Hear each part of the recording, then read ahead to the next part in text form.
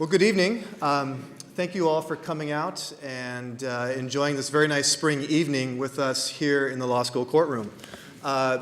We have a really delightful speaker this evening, Martin Kavka, who suddenly already is the seventh of our annual speakers in this Being Religious Interreligiously lecture series. And my purpose right now will be to get out of the way as soon as possible, but I do want to offer some comments of gratitude to Raymond Reyes, who is the Chief Diversity Officer here at Gonzaga, and to Father Frank Case, who's here in the room, as well as Father Jim, who are in the office of the Vice President's Office for Mission here at Gonzaga, as well as the Unity Multicultural Education Center at Gonzaga. They have generously funded this annual lecture series, and without their support, we really would not be doing this, and we would not be bringing people like Dr. Martin Kavka to Gonzaga to speak. So thanks very much for your support. I also wanted to thank Jackie Fulton, the administrative assistant at the Religious Studies Department, Pete Tormey, who helped with advertising in university relations, and Jim Ryan, whose colleagues are with us tonight filming. So if I could just offer a brief comment on why at Gonzaga we would have a lecture series to do with interreligious dialogue. The Jesuits, we could argue, are actually at maybe the cutting edge of the Catholic intellectual tradition in terms of this imperative to be in relationship with persons of religious difference. They composed a very important document in 1995 at the 34th General Congregation, in which they use this language that our lecture series is titled after, that to be religious today is to be interreligious, in the sense that a positive relationship with people of other traditions is really at the center of Christian faith and life, and it's not on the periphery, very much constitutive of what it is to be Christian in a Catholic and Jesuit sense. And if I could, I'd just like to offer a couple of, just one statement from that very important document. Some of you in this room have actually read it back in January in the Interreligious Dialogue course. But they use some language here that comes from the Asian bishops as well as from Pope Paul VI from 1964 encyclical that I think captures very much this Catholic motivation for interreligious solidarity. So they say, the Jesuits say, that dialogue reaches out to the mystery of God active in others. Proclamation witnesses to and makes known God's mystery as it has been manifested to us in Christ. Our spiritual encounter with believers of other religions helps us to discover deeper dimensions of our Christian faith and wider horizons of God's salvific presence in the world. And a very important statement, dialogue is a new way of being church. So in a time when there's a lot of energy, and rightly so, around Catholic identity and what that consists of, we can sort of look, I think, to the Catholic and to the Jesuit tradition on this topic for resources that look at interreligious considerations, interreligious commitments from the center of the tradition, rather than somehow from a position of laxity or on the periphery. So I think that's a helpful way to see this lecture series. I think our particular aspirations for it as an institution at Gonzaga are really to be accountable, to be more accountable to the Roman Catholic intellectual tradition as well as to religious neighbors, right? So an accountability that cuts both ways. Within the tradition, but also with religious neighbors. And on an evening with a lecture like tonight's lecture that comes the day after Holocaust Remembrance Day, where some of us were at the Temple Beth Shalom here in town for a service, that sense of accountability becomes not just abstract or intellectual, but it becomes real. It becomes fully human. It takes on historical importance, and it takes on a kind of ethical importance in light of not just recent history, but a kind of difficult relationship over centuries between Christians and Jews. A second reason that we want to offer a lecture series like this is to raise questions in a typically Jesuit way concerning social justice, and to do so maybe at the intersection of interreligious dialogue and issues of justice. And a third reason is simply to contribute to, here in Spokane, a kind of wider public culture surrounding religious literacy. Some of us may know that a recent Gallup poll, maybe a couple years ago, indicates that our country is among the most religiously committed in the world. But that same poll reveals that we're also among the most religiously illiterate in the world. And so from a university position like ours, with a tradition like ours, this is all very meaningful in order to attempt to do our part to contribute to a wider public culture of literacy and accountability within our tradition, also with others outside our tradition. So this is a lecture series that already has a few clips up on YouTube. Dr. Kavka is our seventh already lecturer, but we have our last two lecturers available for your online viewing. Dr. Amir Hussain from Loyola Marymount University spoke a couple years ago on Muslims and Christians as faith neighbors. Last fall, Joseph Prabhu, a professor from Cal State University, Los Angeles, spoke on the axial age.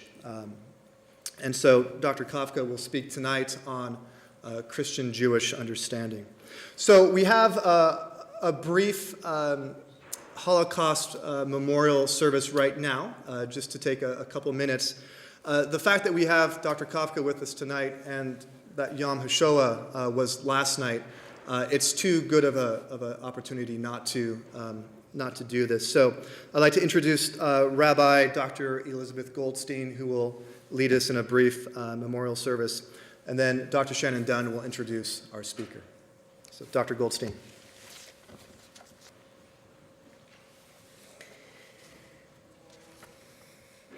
Today at sundown marks the end of Yom HaShoah, the day the Jewish community commemorates the Holocaust. Jewish and many non-Jewish communities around the globe use this 24-hour period for reflection, introspection, mourning, and memory. And I'm so grateful to Dr. Shevlin and Dr. Kavka for sharing the Being Religious Interreligiously series with our annual Gonzaga Yom HaShoah commemoration. The Holocaust was the systematic, bureaucratic, state-sponsored persecution and attempted annihilation of approximately 6 million Jews by the Nazi regime and its collaborators between 1933 and 1945.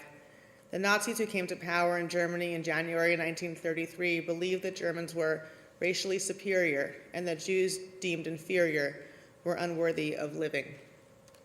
Although the Jews were the primary target of Nazi racial policy, the Nazis also targeted other groups because of their perceived racial inferiority. Roma, Gypsies, the handicapped, and some of the Slavic peoples, Poles, Russians, and others. Other groups, including communists, socialists, Jehovah's Witnesses, and homosexuals, were persecuted on the basis of their political affiliations and behavior. Numbers are between 11 million and 18 million altogether. Tonight, we light 6 candles for the Jews who were killed, and 2 more candles for the many more millions of innocent people who died at the hands of the Nazis. As we light these candles, let us be mindful of the millions more who suffer today in numerous countries throughout our world.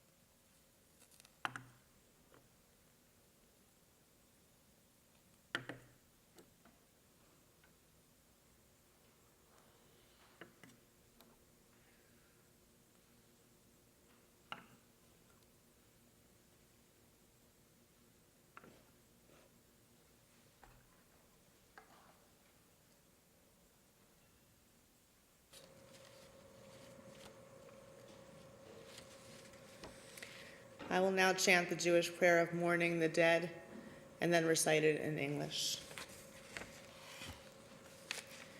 El Malei Rachamim, Shochen Bamromim, Hamtzei Menucha Nechona, Tachat Kanfei Hashchina, Im Kedoshim Utehorim, Kezohar Harakia Mazhirim, Et Neshamot Kehilot HaKodesh, Shehushmedu Bahamonim Rabim Bashoah, Baal HaRachamim, Yastirem Beseter Knafav Leolamim, V'yitzror HaChaim Et Nishmatam, Adonai Hu Nachalatam, V'yanuchu B'Shalom Al Mishkavam, V'namar Amen. Merciful Parent who dwells on high, in your great mercy remember in mercy your upright, blameless, and deserving children and their holy communities that were destroyed in their great numbers in the Holocaust. Their lives were taken as they honored your name, beloved and precious in life. Even death cannot separate them from us. May God remember them for goodness, along with all the world's righteous. And let us say, Amen.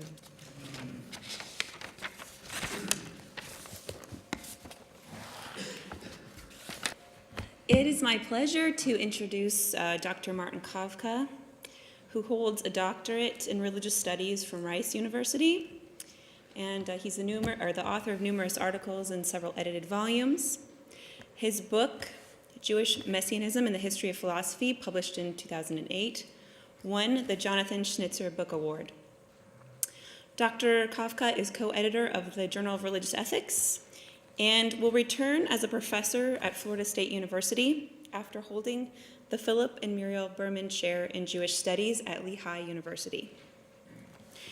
On a personal note, I can attest firsthand to Professor Kavka's excellence in teaching and scholarship, as I studied with him while I was a doctoral student at Florida State University.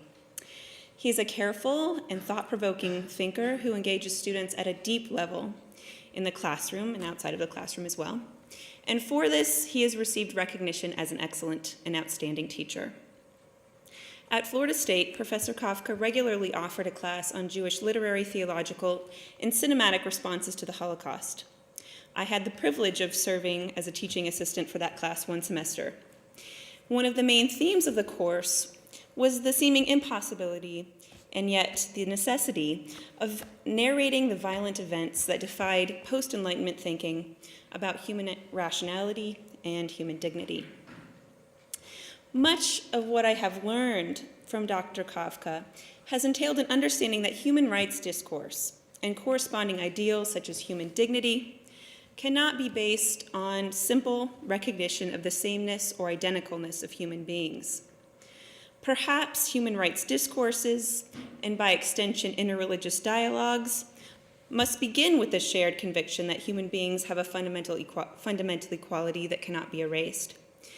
But in order to be effective, to prevent violence or even genocide, the mere acknowledgement of human equality is insufficient. Dialogue involves the mutual sharing of particular perspectives, implies movement and dynamism, and reminds participants of their own fallibility, contingency, and historicity. Theological and philosophical practitioners can't bring to interreligious dialogue a smug certainty of their own truthful character, or approach religious dialogue as a set of propositions to which all persons can and should assent. These approaches will ultimately fail. So I anticipate that Dr. Kavka will offer some helpful observations about better and worse forms of interreligious dialogue this evening, and really help us to gain an appreciation for the difficulty and yet the necessity of interreligious dialogue. Please join me in welcoming Martin Kavka, whose talk is entitled, Articulating a Positive Relationship Between Christians and Jews.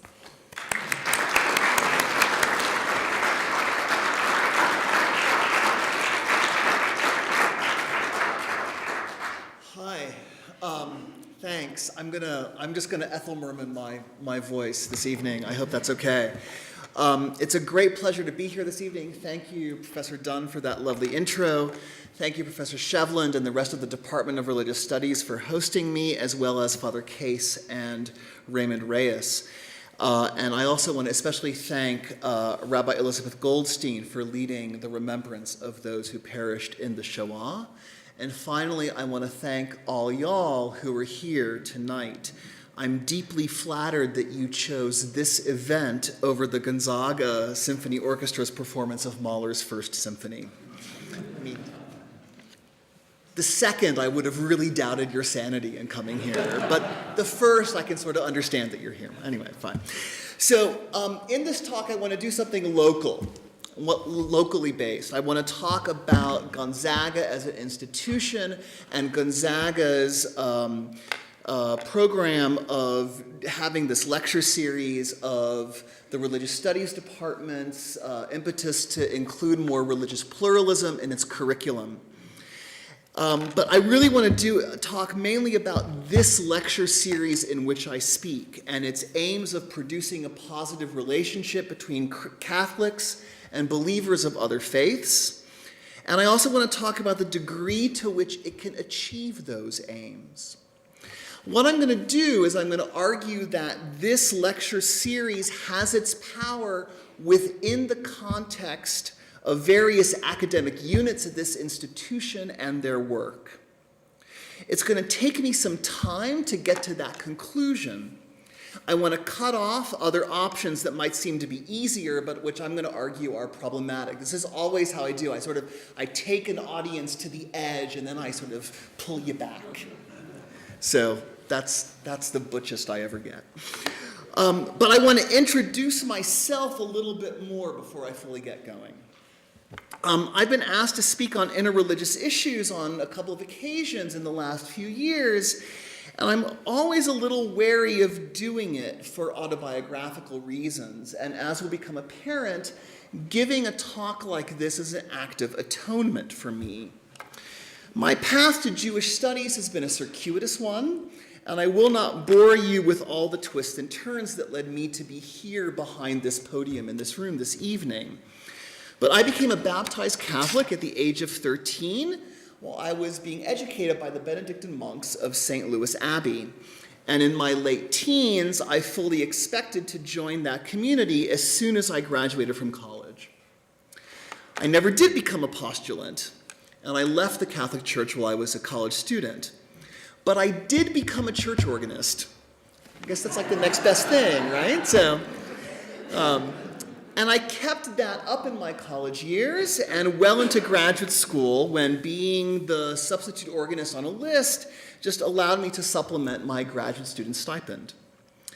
So I say all of that because in the spring of 1996, I had the most deeply affecting experience of a failed interreligious encounter that I've had in my life. I was finishing up a month's residency at a Lutheran church on the north side of Houston, and after the worship service had ended, I was heading back to the pastor's office to pick up my check and ran into a woman who was a member of that church. She thanked me and then said, "By the way, the pastor tells me that you're Jewish. May I ask you a question?" So I should say at this point that I believed that the secret of my mother's family was that we were Jewish. I was like Madeleine Albright, but without the brooch collection. And so I identified as Jewish at that time. So she says, "May I ask you a question?" And I say with some trepidation, "Sure." And so she posed her query. Why did the Jews reject Jesus as Christ? The prophecies of the Old Testament are so clearly about him as the Messiah. So not on the list of my top 10 questions I was wanting or expecting at that moment, but I replied in the only way I knew how to do at that time, right, as a complete and utter egghead. And so I said, well, Jesus of Nazareth didn't defeat the forces of the Roman Empire.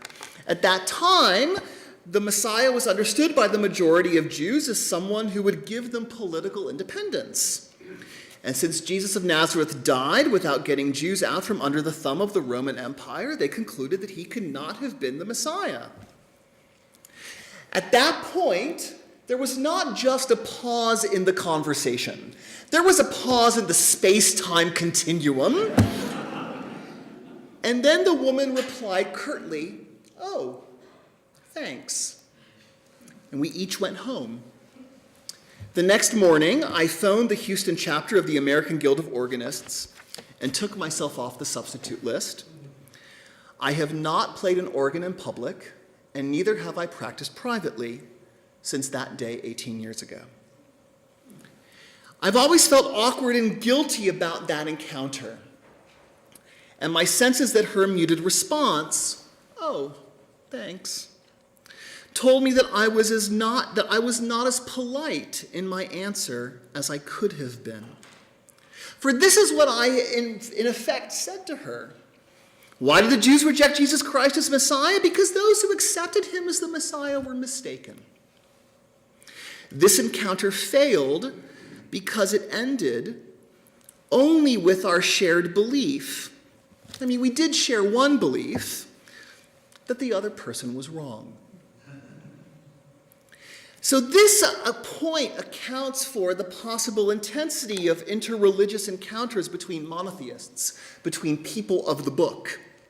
Because when people share texts, such as the Hebrew Bible, when traditions share exemplary figures, like Moses or the biblical patriarchs, the fact that people in different traditions have different interpretations of what those texts mean or who those figures are, that means that it's difficult for religious traditions to avoid this issue of who has a correct interpretation and who has an incorrect interpretation of the matter. And when we speak about Jews and Christians, we know that this issue of correctness and falsity is historically overburdened. Indeed, when we hear words given in memory of Jews who died in the Shoah, we should think of the role that German theologians played in what Susanna Heschel has recently described as the Aryanization of Jesus, which transformed Jesus into someone who was completely other than Jewish and therefore placed Jews on the side of falsity. So this is the question that I want to start out with. How is it possible for adherents of different religious traditions to relate to each other in such a way that questions of correctness do not have a harmful effect on Jewish-Christian relations? How can Jews and Christians relate to each other in such a way that questions of correctness don't make it more challenging to reach across boundaries? Don't make it impossible to see the person with whom one is engaged in dialogue as a site of value? We can also flip the question around, right? So perhaps from our own theological backgrounds, as varied as they might be, we might think that all humans made in the image of God are to be valued. But how can we make that instinct effective in scenes of interreligious dialogue or in society at large when there are parts of religious traditions that make it difficult to value the person on the other side of the table? How can we argue that we have the theological right to be the people that we want to be? So it's in the light of these questions that I want to address this very lecture series in which I'm speaking. As Professor Shevlin noted in his opening comments, this series, Being Religious Interreligiously, arises out of a decree on interreligious dialogue made at the 34th General Declaration of the Society of Jesus, held in Rome in 1995. So for an outsider to the Jesuit mission, such as myself, right, I was taught by Benedictines, right? This decree is more than a little theologically complex. But one can say most basically is that what the decree states is that dialogue emancipates. So let me just read a passage, and because of the various projection issues, if I were to project the text up there, the light would shine in my eyes and I would become some sort of haggard thing like this. So I'm just going to read it slowly. In the context of the divisive, exploitative, and conflictual roles that religions, including Christianity, have played in history, dialogue seeks to develop the unifying and liberating potential of all religions, thus showing the relevance of religion for human well-being, justice, and world peace. Above all, we need to relate positively to believers of other religions because they are our neighbors. The common elements of our religious heritages and our human concern force us to establish ever closer ties based on universally accepted ethical values. Dialogue is an activity with its own guiding principles, requirements, and dignity, and it should never be made a strategy to elicit conversions. To be religious today is to be interreligious in the sense that a positive relationship with believers of other faiths is a requirement in a world of religious pluralism. So this paragraph, I'm sure, is very familiar to Professor Shevlin's students. It's a beautiful text, and it's an odd text. It's beautiful because it imagines a world of coexistence in which the dogma one pronounces does not matter as much as the practices in which one engages to produce social justice. And so later the decree states that we believe that religions contain a liberating potential which with interreligious collaboration could create a more humane world.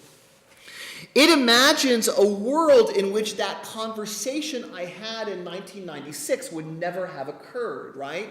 The dogma would just not be important. We would not ask about who the Messiah is or isn't. It imagines a world that I deeply wish would have existed in 1996 in that hallway in that Lutheran church in Houston. However, the text is also odd because it imagines limits on dialogue. The relationships between persons from diverse religious traditions, those ties cannot be based on theological beliefs. Those kinds of relationships can only lead to the announcement of conflict.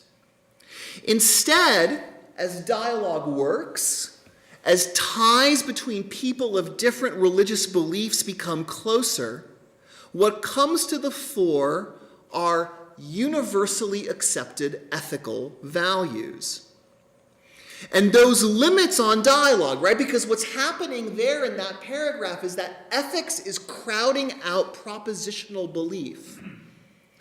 Those limits mean that persons in their fullness, persons who believe certain things, persons who believe that Jesus of Nazareth is or is not the Messiah, persons in their fullness never come on the scene.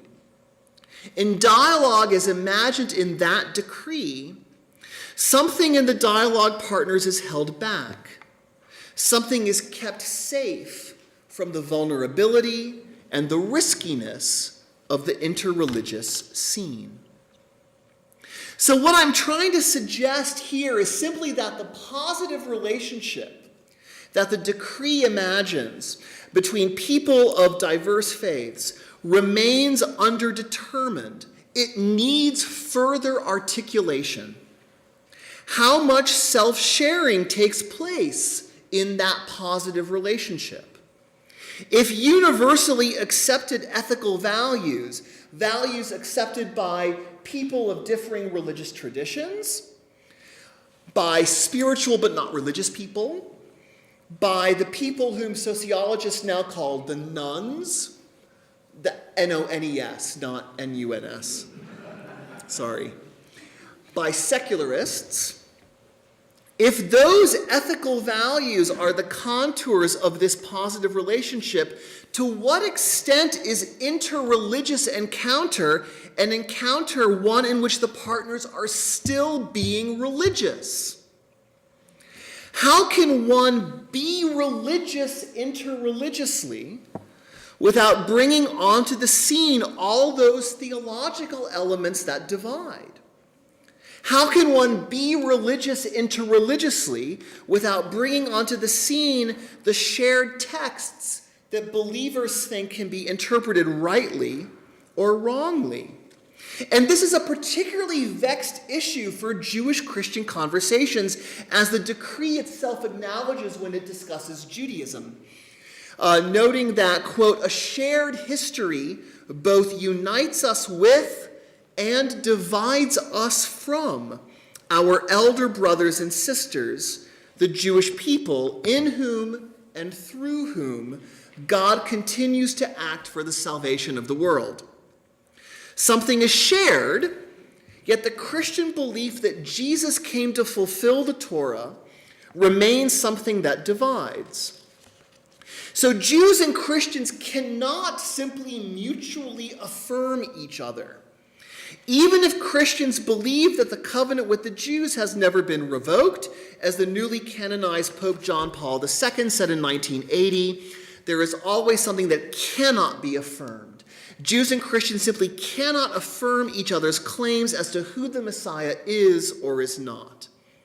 The turn to ethics hides this difficulty, but it remains under the surface, ready to burst out and threaten any and every scene of Jewish-Christian friendship. It's because of such difficulties that it just seems easier to drop any focus on what makes Jewish and Christian dialogue partners different from each other. Focus instead on what makes them like each other, on ethics, on monotheism. Judaism has presented itself in this way, in a way that is like Christianity in this respect in the past, particularly in the early years of the Reform movement. So in 1885, a group of Reformed Jewish rabbis met in Pittsburgh to hash out the main beliefs of the nascent Reform movement in America, which sought to make Judaism more modern, more rational, to make Jewish worship look more like the worship services of Jews' Christian neighbors, shorter, not entirely in Hebrew, with music. Contemporary Reform Judaism is a little different, so in my remarks I'm going to use the unwieldy phrase 19th century Reform Judaism, and I'm sorry for that. So the document that these rabbis constructed in 1885, known as the Pittsburgh Platform, began its first plank as follows. We recognize in every religion an attempt to grasp the infinite one, and in every mode, source, or book of revelation held sacred in any religious system, the consciousness of the indwelling of God in man. So here we have a great statement of religious pluralism. Who the Messiah is doesn't matter. God, God's self, transcends all religious attempts to capture God in conceptual language. This rhetoric of the indwelling of God in man is broad enough to refer either to an incarnation of God in a person, or to reason understood as a human faculty that has its ground in God. Later in the text, these rabbis will refer to Judaism as a progressive religion, ever striving to be in accord with the postulates of reason. And this rationality is understood as a moral rationality. The platform says that Reformed Jews, quote, accept as binding only the moral laws, unquote, of Mosaic legislation. So this kind of humanist or rationalist rhetoric allows for alliances to be developed between members of different religious traditions. And indeed, differences seem to melt away into the calming ether of amity. Again, from a later plank, quote, Christianity and Islam, being daughter religions of Judaism, we appreciate their mission to aid in the spreading of monotheistic and moral truth. This is great. right? Who wants to be against ethics that is shared between traditions? But whether one speaks of the Pittsburgh Platform or of the 1995 decree on interreligious dialogue promulgated by the Society of Jesus, there are two potential pitfalls. The first is one I've already briefly mentioned. It doesn't necessarily entail that an interreligious scene is still a religious one. If religion is simply striving to be in accord with the postulates of reason, or moral laws, or universally accepted religious truths, why remain religious?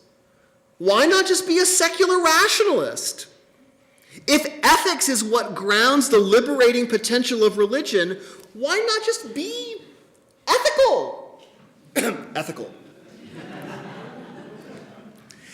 These kinds of questions are running underneath the Pittsburgh Platform. It too is an odd text, as well as a beautiful one.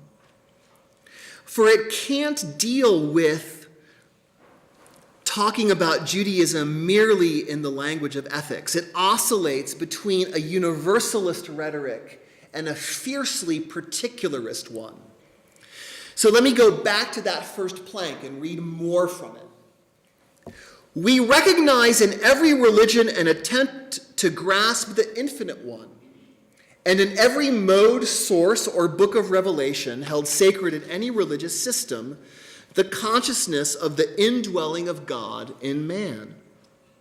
We hold that Judaism presents the highest conception of the God idea as taught in our holy scriptures, and developed and spiritualized by the Jewish teachers in accordance with the moral and philosophical progress of their respective ages.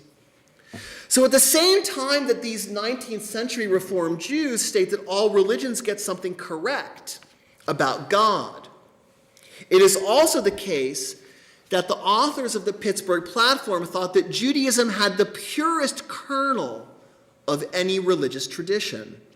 The sublime God idea oriented around a single God who demands ethics and justice is what Judaism has given to the human race, the platform goes on to state.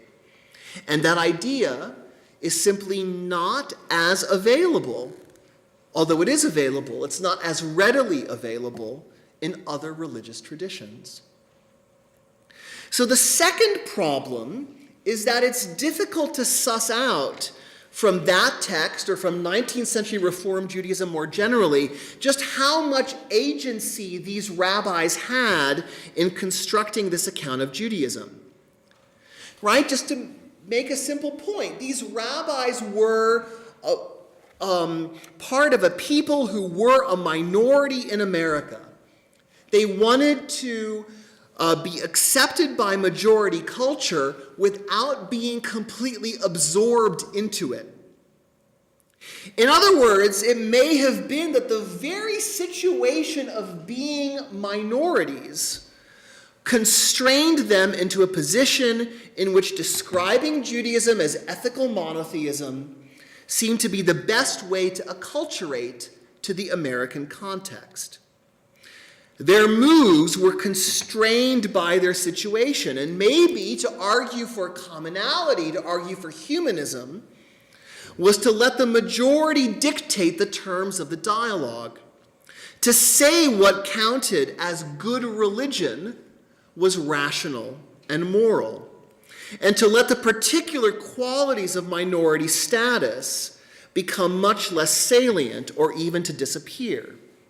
In other words, as Professor Dunn told me earlier, to argue for commonality in humanism may not have been a genuine dialogue with American Christians at all.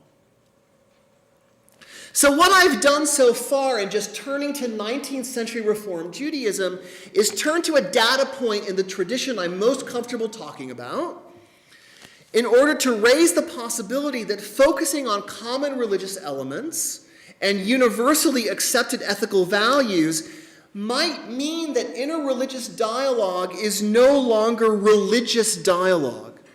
it's always possible to read that dialogue as secularized.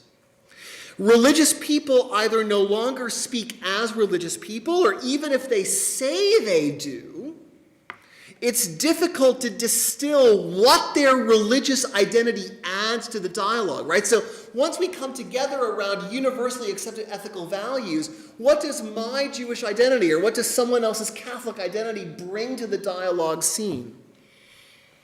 So this may produce a positive relationship between members of different religious traditions, but it may also have too great a cost for some believers. So by making that critique of dialogue organized around liberal universalism, let's say, I'm not trying to argue for some other less liberal model of Jewish-Christian interaction. It is no better, in my view, to posit a conservative alternative in which the positive relationship between Christians and Jews involves finding a common enemy in our secular world. Because the secular world makes the human the measure of all things, while monotheism, I think I flexed there, wow. While monotheism postulates a radically transcendent God who has commanded how things are to be measured. Take, for example, my former teacher, David Novak, an Orthodox Jewish theologian who currently is at the University of Toronto. And he has argued that our secular culture, whether in the US or in Canada, threatens Jews' abilities to make normative statements in the public sphere about homosexuality, abortion, healthcare, marriage law, the rights of religious organizations under the law, etc. And he's made common cause with Christian theologians, mainly organized around the magazine First Things, who feel similarly oppressed by secularity's taming effects upon religion. Much of Novak's work has aimed at showing Jews and Christians that they have nothing to fear from each other in dialogue settings, and indeed that they need each other in order to be true to their tradition's command to publicize the message of their sacred texts and to live out a divinely commanded life. But for Novak, these dialogue settings are not private small groups in one church or in one synagogue. These settings are public and political. A positive relationship between Jews and Christians is one in which they come to consensus about the content of divine law, and then they act in concert by speaking in the political realm, in the public sphere, about what is needed for religious liberty. For example, the right to circumcise newborn male infants in accordance with Jewish law, and by speaking about those parts of the divine law that the Jewish tradition sees as binding upon Jews and non-Jews alike, something like natural law. And so it's in that context that Novak and Novak's Christian interlocutors make statements against homosexuality, against gay marriage. So the problem with that model is that when one sees one's religious task as proclaiming divine teaching, one assumes that it's easy to suss out precisely what that divine teaching is. Now, for Novak, this isn't a problem. Like, Novak believes that God literally spoke to Moses at Mount Sinai. But I wonder whether it's easy to assume that the divine word is completely devoid of the imprint of its author's historical context or its audience's historical context. Take, for example, the test of the suspected adulteress in the Hebrew Bible, which appears in the 5th chapter of the book of Numbers, right? So, great text, like I always want to see this filmed. There, a husband who suspects his wife of adultery can bring her to the priest, and the priest will make her drink a mixture of water, earth, and ink. If the water makes her ill, this demonstrates that she has indeed committed adultery. If not, she's innocent.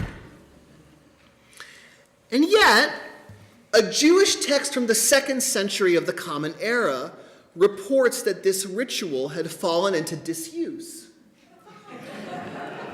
by the end of the first century. It's unclear whether that was simply for historical reasons, right? Because the temple in Jerusalem had been destroyed in the year 70, there was no longer any priestly infrastructure. There were no priests to whom a husband could bring his suspected adulterous wife. But it may also be that the reason was for normative ones. So maybe the rabbis of the 2nd century were critiquing a system in which there was only this way to punish suspected adulteresses, but no way to test husbands who were suspected of adultery. The text is actually ambiguous on this point.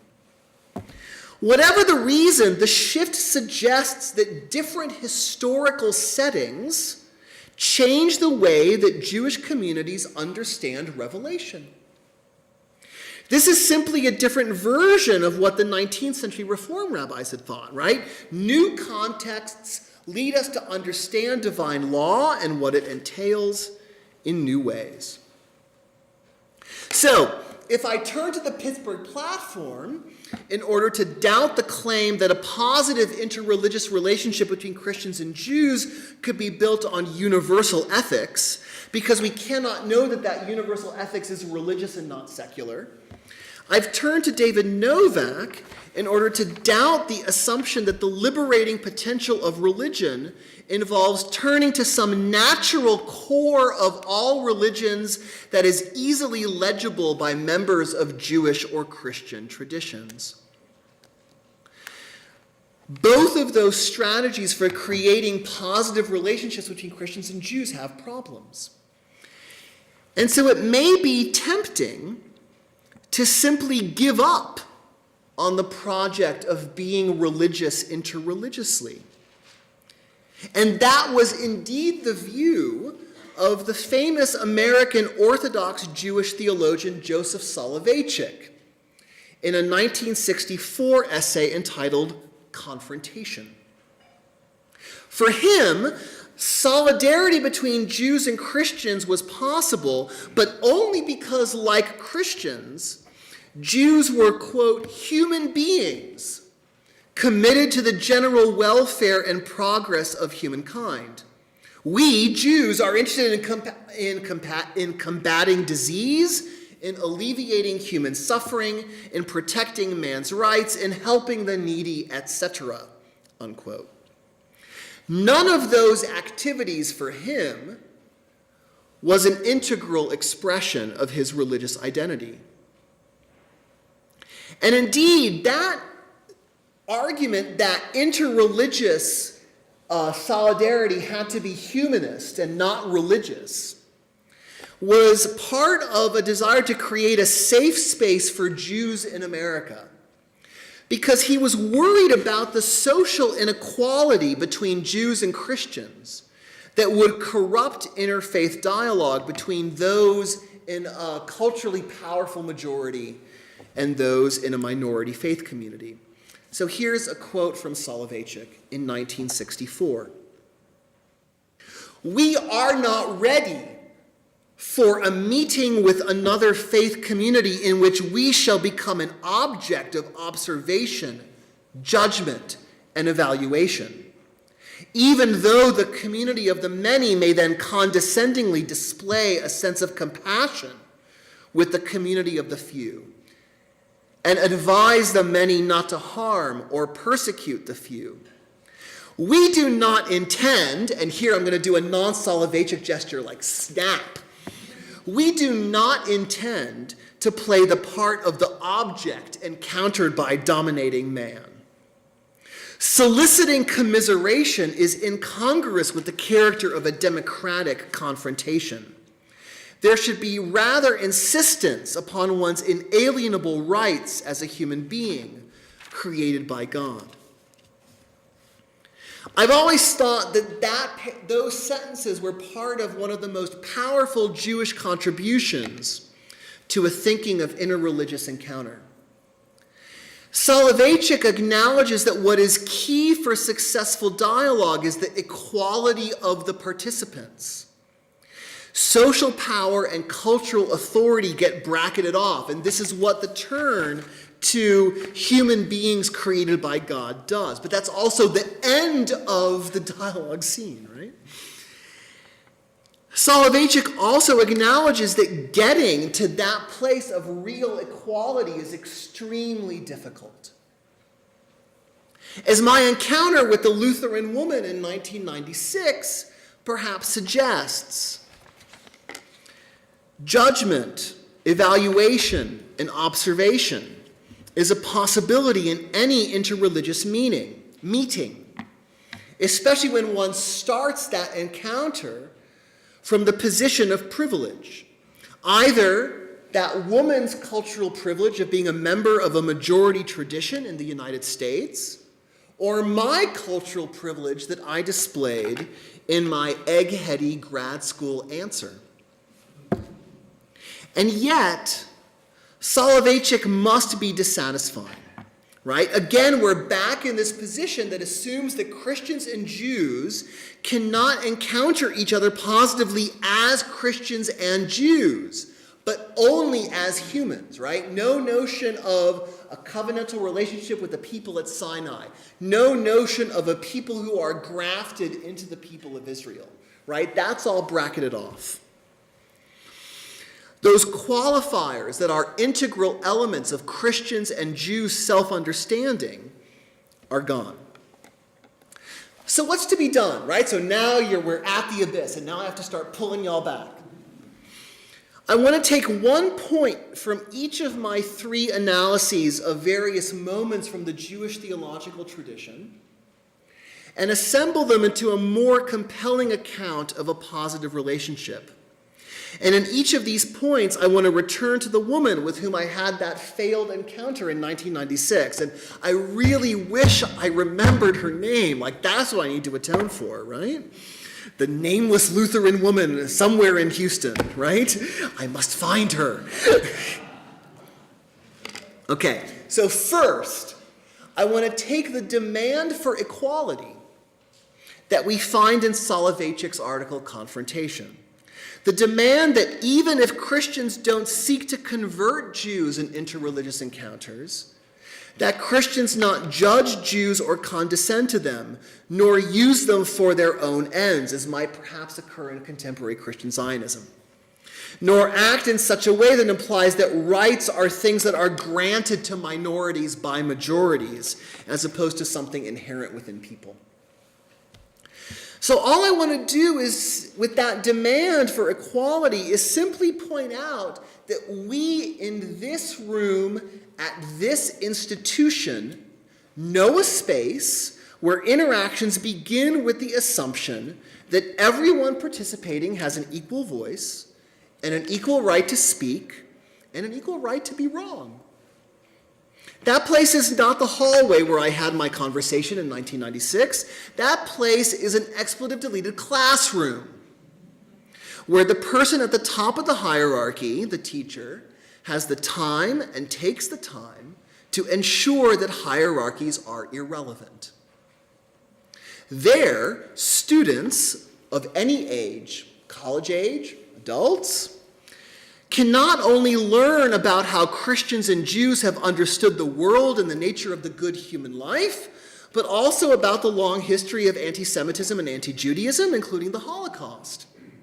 The Holocaust actually motivated Soloveitchik's pessimistic conclusion that there can never really be parity between dialogue partners. So at one point in Confrontation, he writes that, quote, non-Jewish society has confronted us throughout the ages in a mood of defiance, as if we were part of the subhuman objective order, separated by an abyss from the human. All right, so what I want to take from Soloveitchik is this notion that what we should cling to is the equality that is something we all know from a well-run classroom. Second, sorry. 2 fingers, right? That's 2, right? I'm a religion prof, not a math prof. 2, from the analysis of David Novak's theology of interreligious dialogue, in which Jews and Christians should come together to combat the harm of secularization, I want to emphasize the difficulty of speaking for a religious tradition, of rendering it something that has an eternal and ahistorical core. So in the safe space of the classroom that I've just invoked, one learns that the historicity of a religious tradition, right? You can have the test of the suspected adulteress at one point, later point falls into disuse. The historicity of a religious tradition renders that tradition radically open. In other words, the glass half empty way to phrase this is that one learns the contingency of one's own understanding of ultimate matters. But the glass half full way to phrase this is that one learns that there are multiple justifiable understandings of ultimate matters, including one's own. Right? So it's not that, I might be wrong. It's that other readings may be right. I've actually learned a lot about this from Professor Dunn's own work and her work on shifts in Islamic family law and the changing interpretations of the Quranic verses about wife beating. So let me be more precise. So if that woman and I in 1996 had encountered each other in a classroom in which we would have learned about the concept of the Messiah around the time when Jesus of Nazareth lived, we would have learned about the diversity of messianisms. It is true that in the Hebrew Bible, the term Messiah refers to a king that will give the people of Israel political independence and peace. Right? So it's for this reason that in Isaiah 45:1, the Persian king Cyrus is called Messiah, the anointed one who exercises God's will on earth, because King Cyrus allowed the Israelites to return to the land after the Babylonian exile. One could also point to other passages in Isaiah about the future messianic king, for example, in Isaiah 11, as an example of what scholars call the royal ideology of the Messiah. However, this was not the only Jewish notion of redemption in the last centuries before the Common Era. The book of Daniel famously discusses a son of man, some sort of angelic figure, and not a messianic kingly ruler, and there are priestly redeemers in certain texts as well. Still, it is true that a biblical passage such as Isaiah 53 about the suffering servant of God was most likely not seen as a text about the Messiah until the end of the first century. At least it is curious, as the late Alan Siegel pointed out in his excellent book Rebecca's Children, Judaism and Christianity in the Roman World, it's curious that to interpret the suffering servant in Isaiah 53 as referring to Jesus was obvious to the author of Acts in the conversation between Philip and the Ethiopian eunuch, but it was not obvious to Paul in any of his epistles, which were written before the book of Acts. In short, the issue of the Messiah's identity was not an obvious one in the first century of the Common Era. But that's what I should have said to the woman in 1996. I should not have spoken as if I knew what Judaism was or was not, as if I knew what biblical texts could or could not license. I should have said, after we had read all the relevant texts together in class, something to the effect that what the texts mean, to whom the word Messiah can possibly refer, is something that changes in history. And in reading various texts together, we too, the two of us, can piece together a story about how it became possible for the word Messiah to refer to a dying and suffering person. Although that would have been most likely surprising to the authors of Isaiah or to the authors of other passages where we read about God's anointed king, such as Psalm 2 or 2 Samuel 7. Once Judaism and Christianity are seen in their historical complexity, then it no longer becomes possible to take a stand from which one can feel comfortable speaking about the correctness or incorrectness of an interpretation of a text, or about the truth or falsity of a religious identity.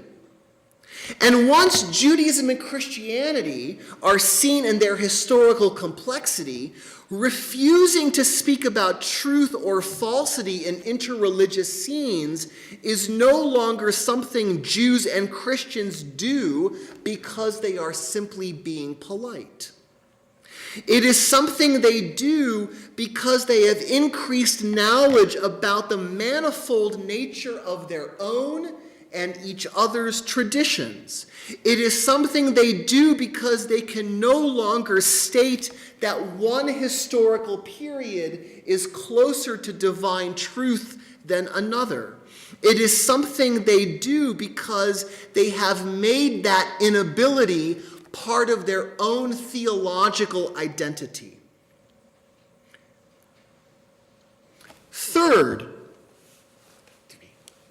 from the analysis of 19th century Reform Judaism, I want to hearken back to the universalism that the Reform movement saw itself as representing.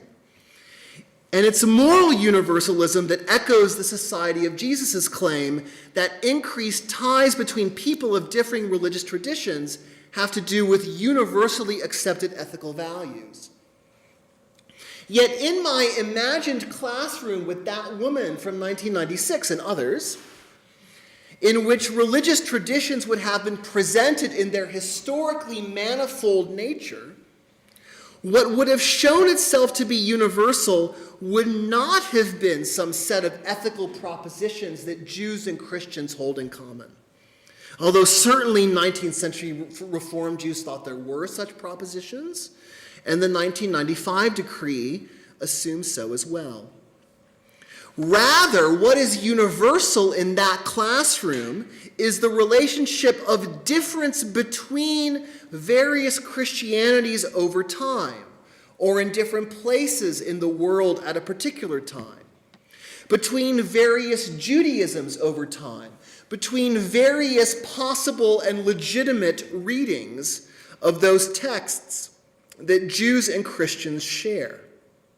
In other words, what is universal is that everyone in that classroom is face to face with multiple legitimacies. And that has an ethical upshot, that kind of universalism. For when we cannot confidently speak the truth, we cannot engage in the activities of division or exploitation or fomenting conflict that the 1995 decree rightly protests.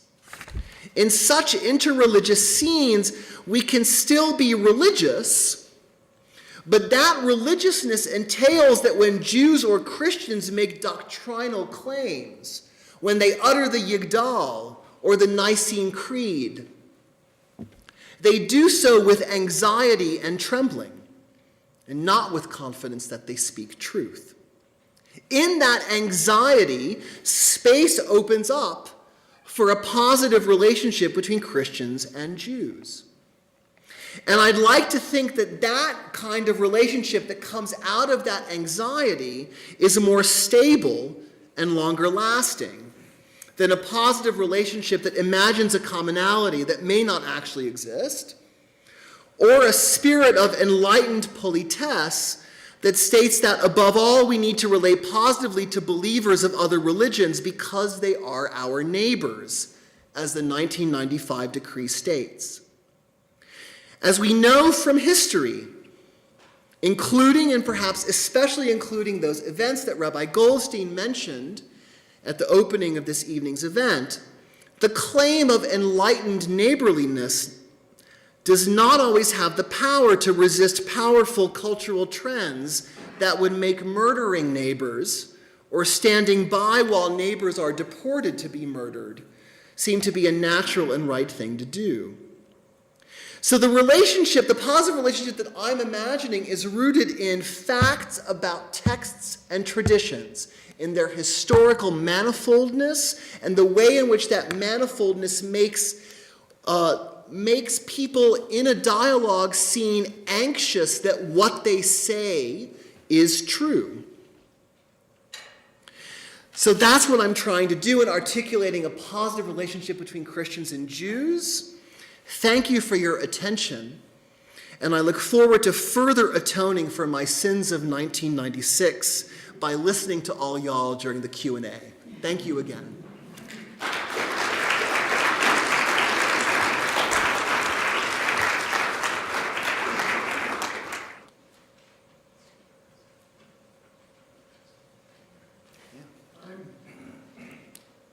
Pardon me, I'm not an academic. I read, and I'm interested that you did not mention Buber. Yeah. And I thou, taking as thou, that you would relate to that woman as if she were, in some sense, God. Yeah, so, or at least as if I were taking her as some sort of mode of the eternal you that Buber defines as God in the last part of I and Thou. I mean, that I think is a fascinating way to go, and I don't think that what I'm doing is opposed to that Buberian approach. The reason why I don't use that language is because I think that I and Thou is a very complex text that is trying to give Jews confidence in future redemption. That's very clear in the last paragraph of that text, when Buber says that with every as doom becomes nearer, redemption becomes nearer too. So there are intra-Jewish concerns that I find animating that text. But I also think that when one aligns Jewish thinking with Buber, that one already has to defend from the outset why one is not privileging those texts from the tradition that assumes that what Jews say is true. So I think that once you deal with the truth issue, that all these other kinds of theological languages become possible to invoke. Right? So we can say that around an interreligious dialogue scene that we see each other as yous and not its. But in order to have confidence that we can really do that and have it stick, I think we need to deal with the truth issue. And that involves doing historical research in which Judaism and Christianity are no longer unified, unitary things. And that has to be done first. Interreligious dialogue, in my view, has to start with that historical self-consciousness before the benefits that theorists of interreligious dialogue talk about can really take effect. Does that work? Yeah, except I wonder about the multiplicity of the various theologies that we're talking about. Yeah. Are in some sense accidental. It may, I mean, they're not accidental in the sense that they're arbitrary. I am trying to talk about multiple theologies that are licensed by or that cohere with biblical texts or with texts from a tradition. So I'm not just trying to say that, all things that claim to be Christian are all fine around a dialogue table because Christians say this is Christianity or Jews say this is Judaism. There has to be that work of tying it into the text, tying it into the past. That does have to be done.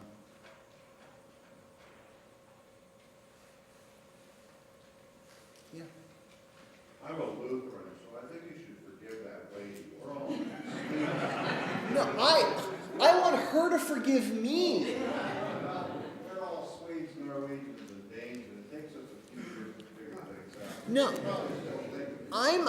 I'm not angry with that woman, right? I'm angry with myself for how I treated her, right? I mean, for to say, I think you're wrong, was precisely to engage in the kind of ahistorical thinking that I think interreligious dialogue needs to leave behind.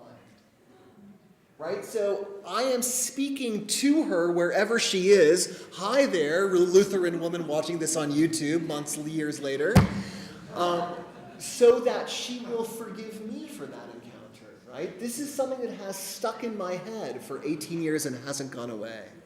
And it's just my ethical lapse on that Sunday afternoon. So, but I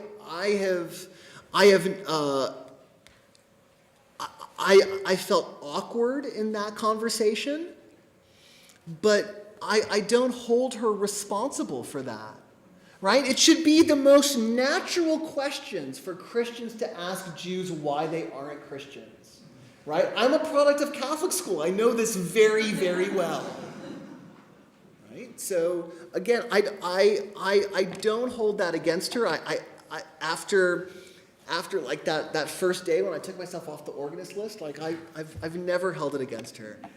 But I did not act rightly. I did not act well on that afternoon. Bless you. Yeah, in the back. So, clearly, interreligious dialogue is something that's really important, but you said that we shouldn't be able to make doctrinal claims with confidence. We should have a sort of anxiety there, right? Yeah. So, I was wondering, how do we take into account, or can we at all take into account the fact that your average person usually turns to religion to find safety or solace in something that they believe to be true? That's an amazing, amazing question, and it hits me at my vulnerable, soft underbelly, so thank you for that. I never quite know how to answer that, except that, having had multiple religious identities in my life, I know that the search for solace is an expression of anxiety. But then that's just me being autobiographical. Again, I would like to say that at those moments when I spoke the Nicene Creed, I did so with the hope that it was true and not the knowledge that it was true.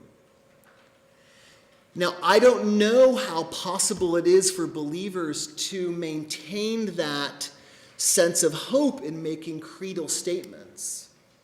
Right? We see in our contemporary culture wars, we don't see that kind of humility or anxiety on the part of various religious actors to claim that they know what the Bible says, right? Whether it's Robbie George on the right talking about natural law or John Shelby Spong on the left.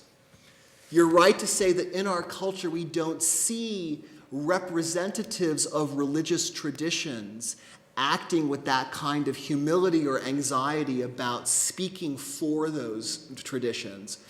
I don't think it's impossible to do, though. And I guess that I just want to, my instinct, and I know this isn't satisfying, is that I just think that the grandeur and the majesty of being religious is reduced if one thinks that religious claims are just knowledge claims, like about science or something like that. But again, I'm not comfortable going on more in that line. That gets too theologically robust for me. But I'd like to think that one can speak theologically and anxiously at the same time. The Protestant theologian Karl Barth did that early in his career. Later in his career, he shifted.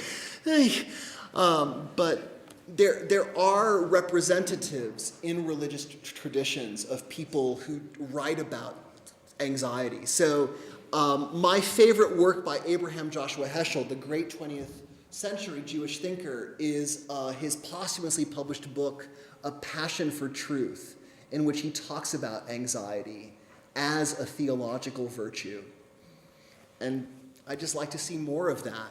I don't think it's impossible, but I do agree that people find solace in religious truth, and they find solace in dogma, and they wrap themselves up in it. And it's a great, great thing for those people.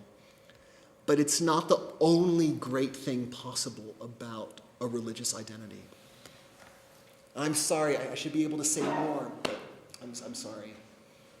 I just wanted to ask you a brief, we're not in a hotbed of probably inter-religious relations here on the far west coast, but because you're from back east, how far do you think that the relations have improved between the religions? And I think they're great, right? So when at Florida State, when I teach the Introduction to Judaism class, it's about 1/3 Jewish students, 1/3 Protestant evangelicals, 1/5 Catholics, and then some others / nuns. NONES, right, again. So, and I start out that class by reminding that the Hebrew word Torah means teaching and not law. And I do that in order to upend some sort of supersessionist reading in which Christians think that Christianity is the religion of love, while Judaism is a religion of law, that Christianity is about autonomy and Judaism is about heteronomy. And over my 13 years of teaching that class, the number of students who've heard that supersessionist read, 2. Right? This is something that I was taught in Catholic school, but it's something that my students have never heard. My students assume from the outset that Jesus was a Jew. The Protestant evangelicals take my class because they want to know about Jesus' religion. And so that, I think, is a huge, huge shift. And maybe it means that interreligious dialogue is easier than my theologically trained mind is willing to admit, that you can have progress without dealing with these basic issues of truth. That may be possible. And yet there are other encounters that I've had, not in the classroom, but elsewhere, where I don't think that's true at all. But I certainly think that the notion that Jesus is of the Jewish people is deeply implanted within the minds of young religious people, at least in Florida. I wish I could say a broader purview, right? But yeah, Florida's diverse, right? So, yeah. I just want to go back to the 1995 document on Yep. religious dialogue. Yeah. That is just this supports your conclusions, I think. But that's one of 4 documents in that congregation that deal with the mission of the Jesuits. And the first one is a kind of a lens document. I'll come back to it. The second one is our mission and justice. The third is our mission and culture. The fourth is our mission and religious dialogue. Mm-hmm. And the lens document, it kind of introduces those by saying that our service of faith depends on integrating all those other 3. Ah, that's beautiful. And so it's got a wonderful kind of a helix that said that there's no service of the faith without promotion of justice, without involvement with culture, and without interreligious dialogue. No interreligious dialogue without service of faith, blah, blah, blah, blah. And it goes, there's 4 levels. It's really marvelous. But it puts culture, which is so important in understanding all of these historical All right. derivatives, shall we say, or explanations. Yeah. I'm going to have to look at those, at the lens document and at the culture document. Thank you. Why, the woman in 1996, why shouldn't she be apologizing to you? Why are you assuming that you're the one who has to apologize? And number two, how could we create a place where that woman would know, wouldn't be there? You know, see what I mean? She made the same mistake you made, but you're saying, oh, I will apologize to her. If that woman made a mistake, it was, I was on my way to pick up my check, I was waiting to head home, right? It's just not the time for theology, right? That's the mistake, if there's a mistake there. Well, I thought you said the mistake was assuming I'm right. Well, I don't think that, when she said that, for her, the prophecies were so obvious, right? That is assuming that she's right. But again, I'm not holding it against her to say that she thinks that the prophecies are obvious, right? It depends. How do you change it so that wouldn't happen? How do you change it so that doesn't happen? Oh, okay. So look. So when I tell people about my Catholic education, I talk about 6 years of Latin, 6 years of French, 2 years of Homeric Greek, and the great math and science. But I also talk about the religious education that I got, in which I learned about the historicity of the New Testament. I was taught about the Q source as a 9th grader. Yeah, so thanks to Father Benedict. And I was taught about the synoptic problem. I was taught about the difference between the Gospel of John and the synoptics. I was taught about the differing audiences for the Pauline epistles. So I already had a very manifold nature of what the New Testament was as a series of texts as a 9th grader. Now, I had this at the same time that I had to go to school mass at least once a week. But I had that manifold nature. Now, I think more could have been done, right? I think that John's rhetoric about the Jews, for example, in John 8, right? You are of your father, the devil. That was never taught to me as something morally problematic. And I wish that my education had done more of that. So if there's some sort of desire for the future, it's that the formation of young Catholic people not evade the troubling potentials of certain of those texts. That's what I would wish for. And I think even that would lead to a different kind of question being asked by that woman in 96. I guess to follow up on that, it seems to me that one of the things you really want to preserve is the being religious part. Yeah, absolutely. And so the first part of your talk, you critique kind of a universal humanism because it relativizes, sort of wrap us out. It seems in the second part of your talk, you're almost suggesting that history and historicity also relativizes and wrap us out. This question, the true question, as you keep saying. So I guess I'm not clear on what your alternative is. Yeah. So insofar as I certainly think that humanism relativizes, but I think that historicity opens up multiple legitimate ways of reading the sources. It grounds multiple religious identities. And that's something different from what I take to be the flattening effect of a rhetoric of universal ethics. Right? So insofar as one doesn't need to ground one doesn't need biblical text to ground a commitment to justice. But if one talks about multiple religious identities being licensed in the past, and one talks about the ethical upshot of a historicist understanding of traditions, then one still has traditional texts front and center in one's mind as one speaks out of a tradition, if not for it.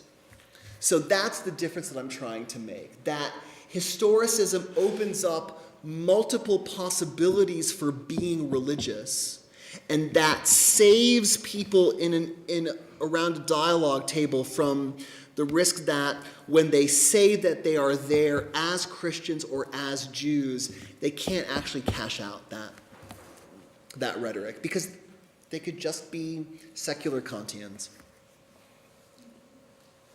Yeah. At the risk of being oversimplifying, I can look over your shoulder and see a flag. And I can turn to my friend and he will see a flag. Mm-hmm. We both agree. I see a green flag. He sees a gray flag. And we can go to war over that difference. Until I hope you don't. Yeah. Yeah. But indeed, he is colorblind. The point is, he sees it through a different lens than I see it. To him, it is just as true that it is gray as it is green to me. Mm-hmm. Both are true. How do I reconcile that? How do you reconcile that? So let me say that I think that the analogy to the dynamic that I'm trying to describe doesn't quite work. I think that's a weaselly way to get out of the question, but I'm sticking to my weaseliness, damn it. So I think that that one can talk about lenses or cultural linguistic patterns or something like this. And yet there are parts of those patterns in which disputation between traditions is at the base, right? So those passages from John 8, for example, or the line from Matthew, "Let his blood be on us and our children," that the crowd of Jews says at that point. That is not something that can be reduced to simply perspectivalism. There are objective claims there that cannot be softened over by saying that truth is perspectival, because the tradition out of which one speaks contains these kinds of sentences that are deeply troubling, and one then has to have something else that allows one to deal with those things, or whether it's the various particularistic claims in the Jewish theological tradition. So the great neo-Kantian Jewish philosopher Hermann Cohen, in the beginning of the 20th century, he really thought that Christianity couldn't be as ethical as Judaism. Ridiculous claim, I think. And yet it's there, right? How do we deal with that? Again, that's not something that the rhetoric of perspectivalism solves, I think. It's just more complex than that. And I'm sorry that that's a weaselly way to get out of the question, but I'm totally going to stick to it. Yeah.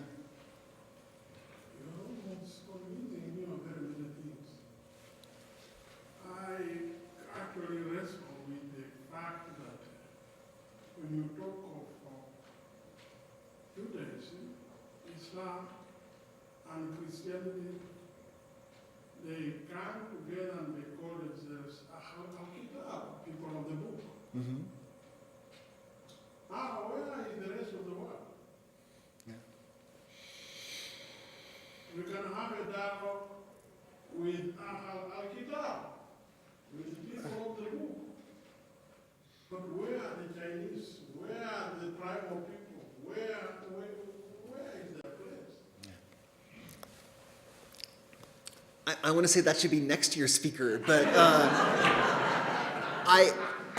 but I do think that even in those kinds of circumstances, I would want to talk about the historicity of people's understandings, right? So the Dalai Lama has had conflicts with other groups in Tibet over various practices, over the worship of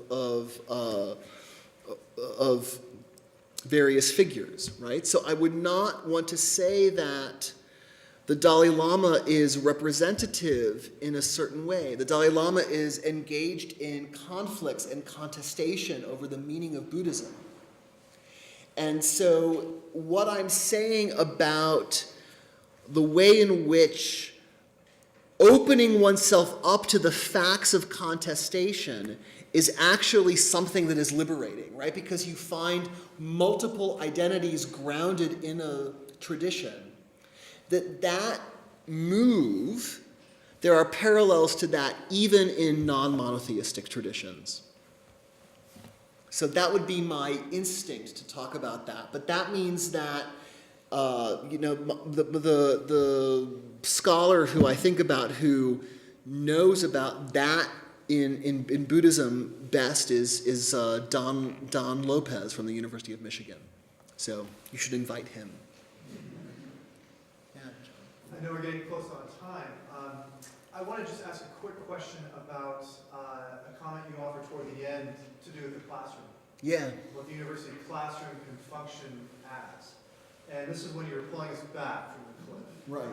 Hopefully we all got pulled back. But your first way of pulling us back is this demand for equality. Mm-hmm. And I was thinking, feeling that's a lot more exacting and taxing than it might sound. But in a dialogue context, the demand for equality, you suggested, would have hierarchies rendered sort of irrelevant. Mm-hmm. And the way that we can enact this is in the university classroom context. We have some students in the room tonight. I wonder if you might carve out some ways in which this could be so, because I suspect marginality is crucial for the critique of hierarchy. And that abuse of power. We may not all come from positions of marginality. Yeah, so I think that what happens in a classroom is that even when people are speaking from the same religious tradition, they're reading a text differently. And it's in the exposure of multiple readings around a room that the hierarchies of good readings over bad readings, or of magisterially licit versus magisterially illicit readings, right? That can get challenged. That can even get undone in those ways, right? I mean, in my experiences in doing what this group calls scriptural reasoning, in which Jews, Christians, and Muslims sit down and read each other's texts. Even when you have people from the same tradition reading their own text, you still have interesting conflicts or different approaches to a text around that table. It's not a Christian reading Paul's epistles versus a Jew who says, that sounds rabbinic to me. The texts are simply more plastic than that.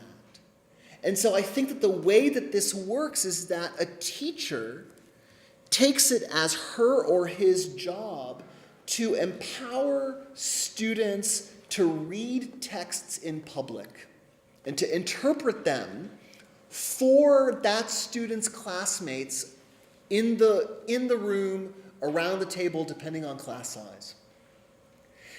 And when that happens, when a student shows how her or his reading comes out of that text, whether there's some Greek knowledge there or not, then something happens. Then something like humility happens, not for everyone around the room. And that, I think, is where liberation occurs.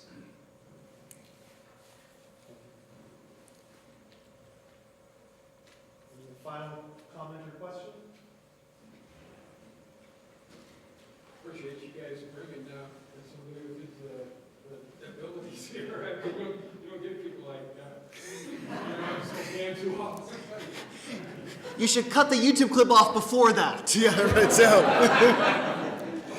Thank you all.